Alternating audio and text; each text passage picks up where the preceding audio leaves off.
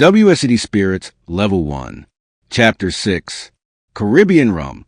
The raw material used to make rum is sugarcane. Sugarcane grows in countries with a hot climate, and this is why rum production is centered in these areas. The classic heartland for rum is the Caribbean. The Caribbean is a diverse part of the world that is made up of many different small countries and has many different production traditions, rules, and regulations. Various attempts have been made to classify rum either by color or by the language spoken in a particular country. None of these work particularly well. A much better approach is to use the 4 stages of production to understand why a rum has certain characteristics. Step 1. Processing sugarcane. The sugarcane is harvested and crushed to release a sweet juice that can be fermented straight away. Rums made from sugarcane juice often have a very pronounced grassy, herbaceous flavor. The best examples are rum agricole, which, in the Caribbean, must be made in Martinique or Guadeloupe. However, the majority of distillers in the Caribbean use molasses. This is a black, sticky substance that is the byproduct of the industry that turns sugarcane juice into sugar. Molasses must be mixed with water before fermentation can start. Rums made from molasses have flavors of caramel and brown sugar. Step 2. Fermentation. The fermentation can be used to generate tropical fruit aromas, which in some instances can be very pronounced.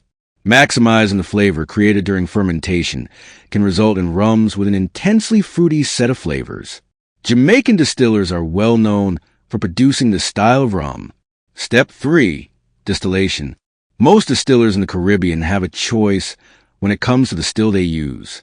If they want to create a pronounced, characterful spirit, they might use a pot still. Alternatively, they could use a short column, as is the case for rum agricole. Some rums have a light aroma intensity, and these rums are made in tall column stills and distilled to a high strength. Examples of this style of rum can be found in Cuba and Puerto Rico. Note that many distillers in the Caribbean have both pot and column stills and make several different spirits with different aroma intensities. Step 4. Post-distillation. Some rums are aged in oak and develop vanilla and sweet spice aromas. In some Caribbean countries, a period of oak maturation is legally required. If a distiller in one of these countries wishes to make a colorless rum, then they have to use charcoal filtration to remove any color that has been added by the oak. The other way of making a colorless rum is to store the spirit in steel vessels instead of an oak. These rums are unaged and they retain the aromas of the newly made spirit. When the spirits are ready, they are blended.